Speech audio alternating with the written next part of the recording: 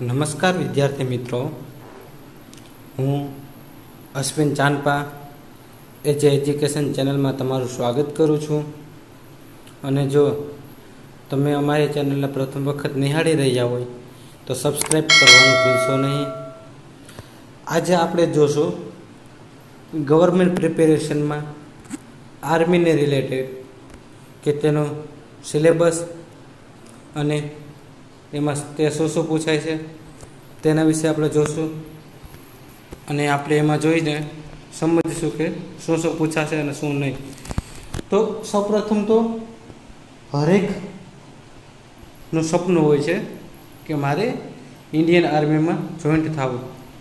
તો અમુકની પાસે પ્રિપેરેશન માટેનું માર્ગદર્શન ન હોય છે, અમુક પાસે કોઈ સલાહ ન હોય છે. તો અમારા વિડીયોમાં તમને સૌપ્રથમ તો તેનો સિલેબસ, ત્યારબાદ એના રિલેટેડ તમને બધી જ મટીરિયલ્સ મળી રહેશે. તો સૌપ્રથમ આપણે પહેલાં જોઈએ સિલેબસ. તો એમાં શું કીધું કે syllabus for soldier general duty, મતલબ કે સોલ્જર જનરલ ડ્યુટી યાની કે આર્મીનો જનરલમાં જે વ્યક્તિ જે ડ્યુટી ઉપર હોય તેમાં સૌપ્રથમ તો પેટર્ન એટલે કે કયા મુજબનું પ્રશ્નપત્ર પૂછાય છે. તો એમાં પહેલું છે જનરલ નોલેજ, તેના 15 ક્વેશ્ચનો છે ને 30 માર્ક, યાની કે જનરલ નોલેજ 15 ક્વેશ્ચન કે એક ક્વેશ્ચનના 2 માર્ક હોય છે. ટોટલ 30 માર્ક, કેટલા 30 માર્ક, અને એક ક્વેશ્ચનના 2 માર્ક, કારણ કે 15 જ ક્વેશ્ચન પૂછવામાં આવે જે જનરલ નોલેજ. ત્યારબાદ જનરલ સાયન્સમાં આપણે જોઈએ તો 9, 10, 11, 12નું જ સાયન્સ પૂછવામાં આવે છે. તેમાં 20 ક્વેશ્ચન હોય છે અને 40 માર્કનું હોય છે, એટલે એના પણ 2 માર્ક થયા છે. તો એમાં પણ ઇઝીલી આપણે કવર કરી શકીએ.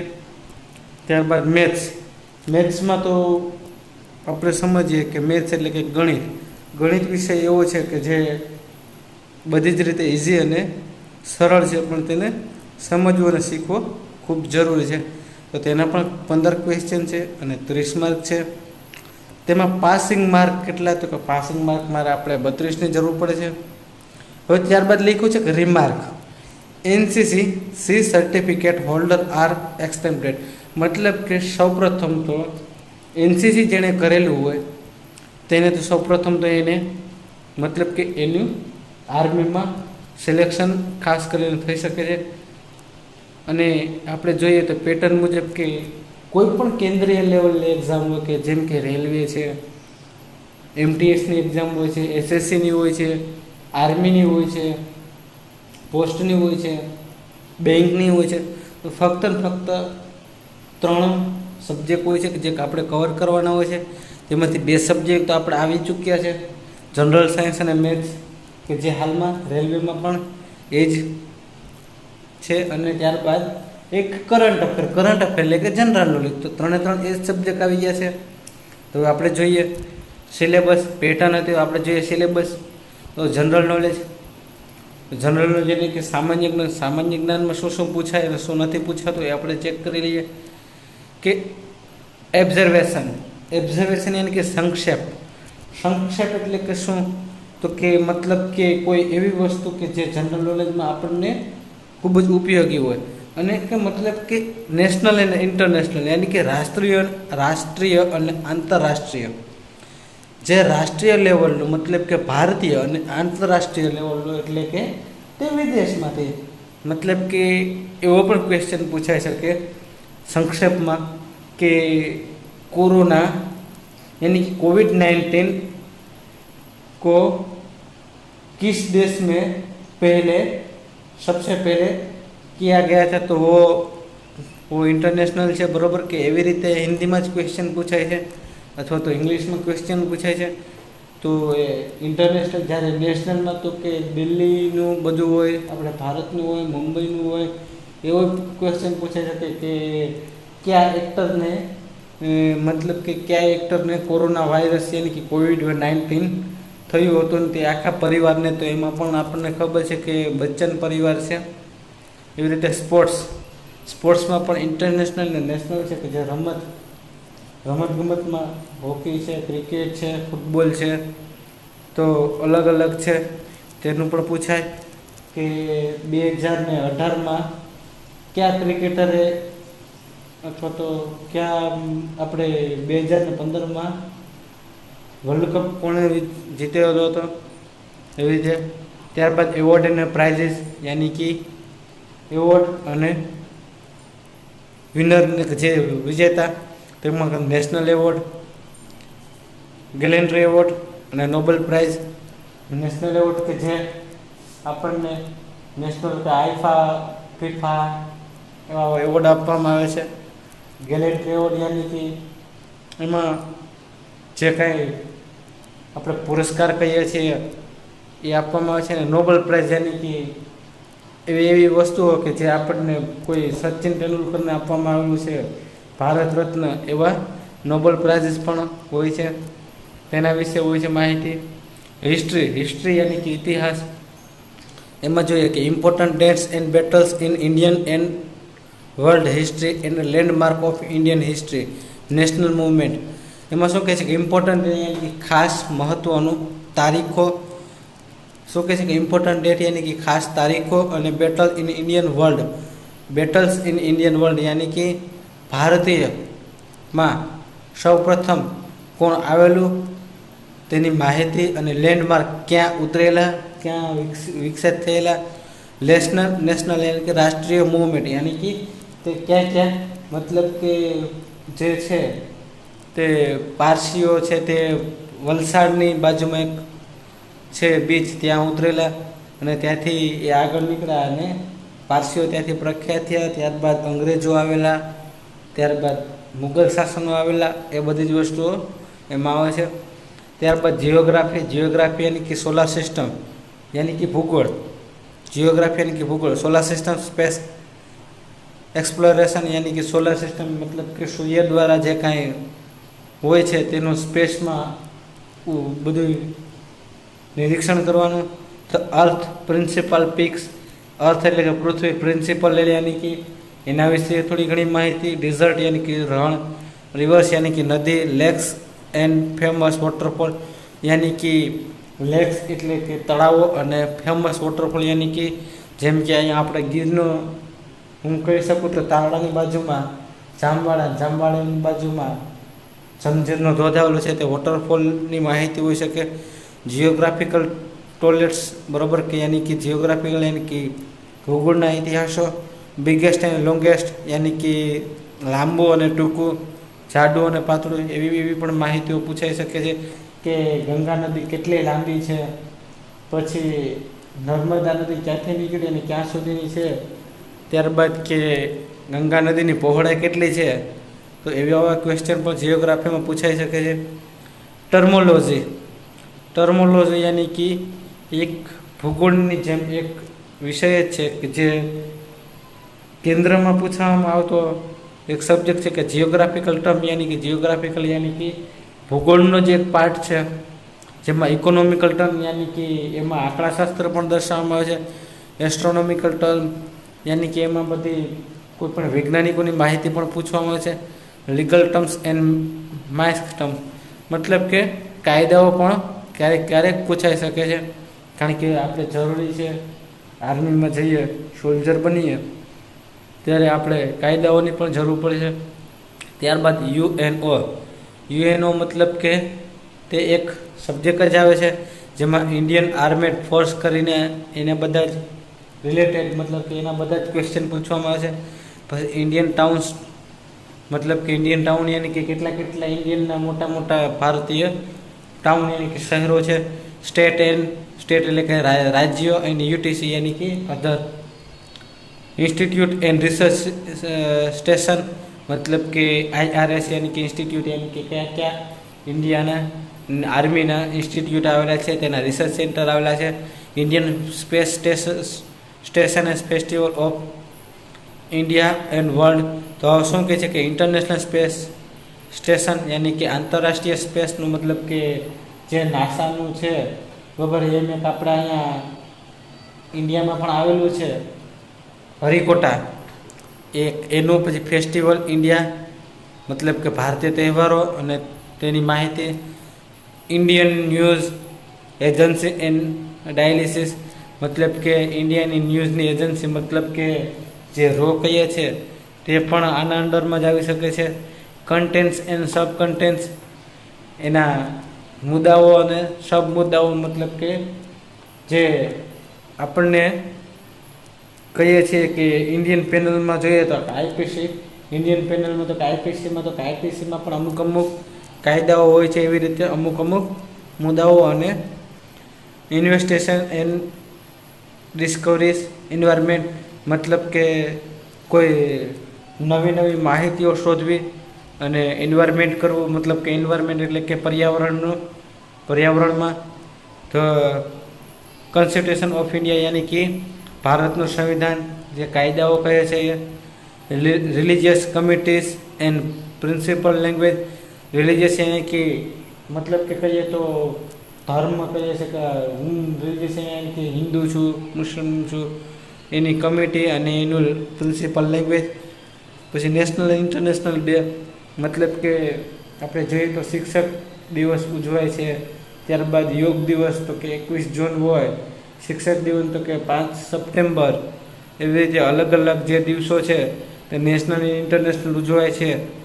બધાને ખબર જ છે કે 14મી ફેબ્રુઆરી એટલે તો કે વેલેન્ટાઇન ડે, તો કોઈને એની ખબર નથી કે 14મી ફેબ્રુઆરી પણ એક બ્લેક ડે તરીકે ઓળખાય છે. જે મતલબ કે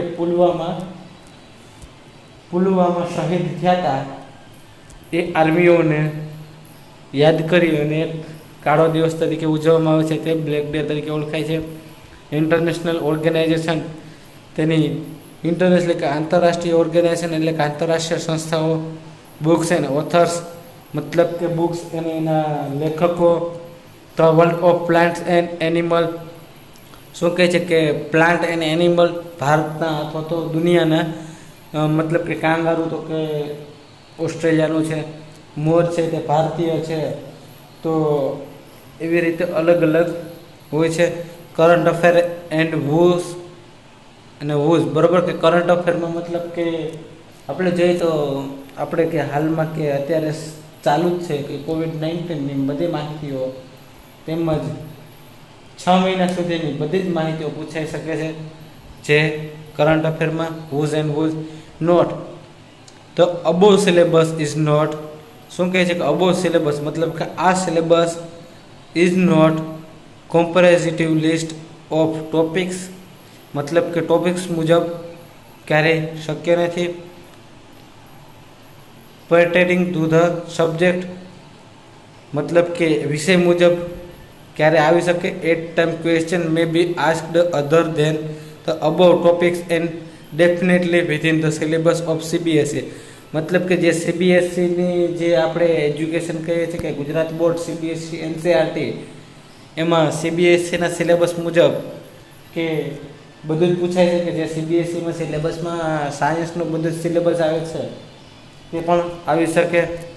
તેમજ બધી વસ્તુઓ કે જે CBSEમાં આવે છે, જે કે કેન્દ્રીય લેવલમાં દિલ્હી દ્વારા CBSEની એક્ઝામ લેવાય છે તેની બધી જ માહિતીઓ આવે છે. ત્યારબાદ સેકન્ડ સબ્જેક્ટ જનરલ સાયન્સ, તો કે જનરલ સાયન્સમાં શું તો કહું હ્યુમન બોડી. હ્યુમન બોડીમાં તમને ખબર જ છે કે હ્યુમન બોડી એટલે કે માણસનું શરીર, માનવ શરીર. તેમાં ફૂડ એન્ડ ન્યુટ્રિશન યાની કે ખાદ્ય ખોરાકો, પછી એના રિલેટેડ બધી જ medical term, scientific and research institute of India, મતલબ કે physics, chemistry, biology, human body માટેનું, પછી કોઈ રાસાયણિક તત્વો, કોઈ કેમિકલ, બધી જ વસ્તુઓનું જનરલ સાયન્સમાં પૂછાય છે. અને એવું પણ પૂછાય છે કે ગ્રેવિટી યાની કે ફોર્સ, ગુરુત્વાકર્ષણ બળ, ન્યૂટનનો પ્રથમ નિયમ, ન્યૂટનનો સેકન્ડ નિયમ, ન્યૂટનનો ત્રીજો નિયમ, ગેલિલિયોનો નિયમ, આ બધા જ જનરલ સાયન્સમાં આવે છે. તો ગેલિલિયોનો નિયમ પણ ખબર હોવો જોઈએ, ન્યૂટનના નિયમ પણ ખબર હોવા જોઈએ. ત્યારબાદ આર્મસ્ટ્રોંગ કરીને છે તેના પણ અમુક છે નિયમ, તે પણ ખબર હોવી જોઈએ. ત્યારબાદ આયો ન્યુમેરલ એબિલિટી, શું કહે છે કે તેની એબિલિટી મતલબ કે વય મર્યાદાઓ, કે the question will be based on the ability of candidate of age group ranking between 16 years to 20 years, મતલબ કે 16 વર્ષથી 20 વર્ષની વચ્ચે જોઈએ તો 17.5 થી 21 વર્ષ હોય તો 16 થી 20 અથવા તો 16 થી 21 વર્ષની વચ્ચે તમે ઇન્ડિયન આર્મી પેનલ મુજબ આર્મીમાં તમે ભરતીમાં જોડાઈ શકો છો અને તમે જોઈન થઈ શકો છો. ત્યારબાદ મેથેમેટિક્સ, તો મેથેમેટિક્સમાં એરેથમેટિક યાની કે ગણતરીઓ, જેમાં રિયલ નંબર આવે, એચસીએફ આવે, એલસીએમ, એચસીએફ યાની કે લઘુત્તમ સામાન્ય અવયવ યાની કે એલસીએમ અને ગુરુત્તમ સામાન્ય અવયવ યાની કે HCF, high common factor and low common. ત્યારબાદ ડેસિમલ ફ્રેક્શન, ડેસિમલ યાની કે દશાંશ સંખ્યાઓ, સ્ક્વેર રૂટ, જે સ્ક્વેર રૂટ છે તે મતલબ કે રૂટ પરફેક્ટ રૂટ હોય છે અને નન પરફેક્ટ રૂટ હોય છે. જે પરફેક્ટ રૂટમાં તો કે અંડર રૂટ 4માં હોય છે તે પરફેક્ટ રૂટ તરીકે ઓળખાય છે, પણ જ્યારે નન પરફેક્ટ રૂટ યાની કે અંડર રૂટ 7 છે તે નન પરફેક્ટ રૂટ છે. સ્ક્વેર રૂટ હોય બરાબર, તો કે એ બધા એમાં આવે છે. પછી પર્સન્ટેજ, એની પર્સન્ટેજ કે એવી રીતે કે જે પર્સન્ટેજને તો કે અમુક ક્વેશ્ચન હોય છે. એવરેજ યાની કે મતલબ કે કોઈ પણ સરેરાશ, રેશિયો એન્ડ પ્રોપોર્ટેશન. પછી partnership, profit and loss, unitary method, time work and distance ને સિમ્પલ ઇન્ટરેસ્ટ. આ જ બધા છે સબ્જેક્ટ. એ બધા સબ્જેક્ટ હું તમને કમ્પ્લીટ કરાવીશ, કે જેમાં સૌપ્રથમ આપણે એસીએફ એલસીએમ જોશું, ત્યારબાદ ડેસિમલ ફ્રેક્શન જોશું, ત્યારબાદ સ્ક્વેર રૂટ જોશું, ત્યારબાદ પર્સન્ટેજ જોશું, ત્યારબાદ પ્રોફિટ એન્ડ લોસ જોશું, ત્યારબાદ કારણ કે પર્સન્ટેજની સાથે સાથે પ્રોફિટ એન્ડ લોસ અને પાર્ટનરશિપ 3 એવા છે યુનિટ કે જે સાથે સાથે વર્ક કરે છે. Time and work and distance છે, તેની સાથે એવરેજ, રેશિયો એન્ડ પ્રોપોર્શન અને સિમ્પલ ઇન્ટરેસ્ટ છે, તે પણ પ્રોફિટ એન્ડ લોસ સાથે આવી શકે. અલ્જેબ્રામાં તો કે બેઝિક ઓપરેશન ઓફ ફ્રેક્શનાઇઝેશન, મતલબ કે અલ્જેબ્રામાં બોડમસના નિયમ આવે છે, તેમજ બીજા બધા નિયમ આવે છે. તેમાં ટ્રાયેંગલ યાની કે ત્રિકોણમિતિનું આવે છે, પાયથાગોરસના પ્રમેય આવે છે, તે અલ્જેબ્રામાં આવે છે. ત્યારબાદ એલસીએમ અને એચસીએફ એ પણ આપણે આગળ જોશું. એટલે અહીંયા પણ ત્યારે બેઝિક હશે ને અહીંયા આપણે હાઈ લેવલમાં જોશું. ક્વાડ્રેટિક ઇક્વેશનની મતલબ કે દ્વિઘાત સમીકરણ, કે જે તમને બહુ ઇઝીલી સમજાઈ જશે કે દ્વિઘાત સમીકરણ તો કે ax² + bx + c = 0 એ એક દ્વિઘાત સમીકરણ છે, યાની કે ક્વાડ્રેટિક ઇક્વેશન છે. તે પણ હું તમને ગુજરાતીમાં જ એક્સપ્લેન કરીશ અને સમજાવીશ. ત્યારબાદ જીઓમેટ્રી યાની કે અહીંયા આપણે લાઇન્સ એન્ડ એંગલ, મતલબ કે એંગલ એટલે કે ખૂણાઓ અને રેખાઓ. પછી ટ્રાયેંગલ, ક્વાડ્રિલેટરલ્સ યાની કે મતલબ કે મેં તમને પહેલે જ કીધું કે ત્રિકોણમિતિનો બરાબર, કે ત્રિકોણમિતિનો પ્રમેય, કે જેમાં પાયથાગોરસનો, પછી પેરલોગ્રામ્સ એન્ડ સર્કલ યાની કે સમાંતર ચતુષ્કોણ અને વર્તુળ, તે પણ આપણે શીખીશું. ત્યારબાદ મેઝરમેન્ટમાં તો કે કેવી રીતે માપ કાઢવો, રેક્ટેંગલમાંથી, પેરલોગ્રામમાંથી, સર્કલમાંથી, વોલ્યુમ એન્ડ સ્ક્વેરમાંથી, એરિયા ઓફ ક્યુબમાંથી, સ્ક્વેર્સમાંથી, બધા જ ચેપ્ટર છે તે આપણે કમ્પ્લીટ કરશું અને ક્લિયર કરશું. ત્યારબાદ note, the above syllabus is not. આમાં જ એ પણ છે કે જે સીબીએસઈનું છે તે આખો મેથ્સ 9 થી 12 સુધીનું જે કાંઈ સીબીએસઈનું મેથ્સ પૂછાય છે બરાબર, સમથિંગ તો 8 થી સીબીએસઈનું મેથ્સ પૂછાય છે, તે પણ અહીંયા એ જ પૂછાય છે.